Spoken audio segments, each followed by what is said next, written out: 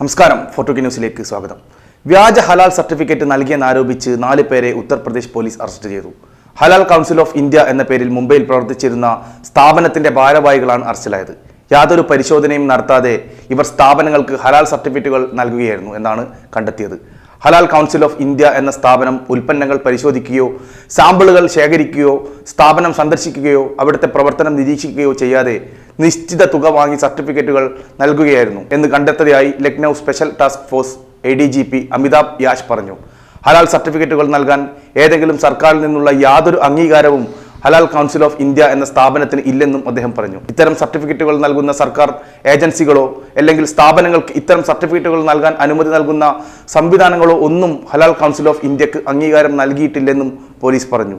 2 കമ്പനികളിൽ നിന്ന് ഹലാൽ സർട്ടിഫിക്കറ്റിന് എന്ന പേരിൽ പണം വാങ്ങിയ സംഭവത്തിലാണ് നടപടി. ഹലാൽ സർട്ടിഫിക്കറ്റ് ഇല്ലെങ്കിൽ ഒരു വിഭാഗം ഉപഭോക്താക്കൾ അവരുടെ ഉൽപ്പന്നങ്ങൾ വാങ്ങില്ലെന്നും അതുമൂലം വിപണിയിൽ വലിയൊരു വിഹിതം നഷ്ടമാവുമെന്നും ഈ കമ്പനികളെ വിശ്വസിപ്പിച്ച് പണം വാങ്ങുകയായിരുന്നു എന്നാണ് പോലീസിന് വിവരം ലഭിച്ചത്. ഹലാൽ കൗൺസിൽ ഓഫ് ഇന്ത്യയുടെ president, vice president, treasurer, secretary എന്നിവരെയാണ് അറസ്റ്റ് ചെയ്തത്. സ്ഥാപനത്തിന്റെ വരുമാനവും ചെലവുകളും വ്യക്തമാക്കുന്ന രേഖകൾ ആവശ്യപ്പെട്ടെങ്കിലും അതൊന്നും നൽകിയിട്ടില്ലെന്ന് പോലീസ് പറയുന്നു. തട്ടിയെടുത്ത പണം ഇവർ എങ്ങനെ ഉപയോഗിച്ചു എന്ന കാര്യത്തിൽ വ്യക്തതയില്ല. സാമ്പത്തിക രേഖകൾ പരിശോധിക്കുമെന്ന് പോലീസ് പറഞ്ഞു. ഇത്തരം നിരവധി സ്വയം പ്രഖ്യാപിത സ്ഥാപനങ്ങളുണ്ടെന്നും അവയ്ക്കെതിരെ തെളിവുകൾ ശേഖരിച്ച് നടപടിയെടുക്കുമെന്നും ADGP പറഞ്ഞു.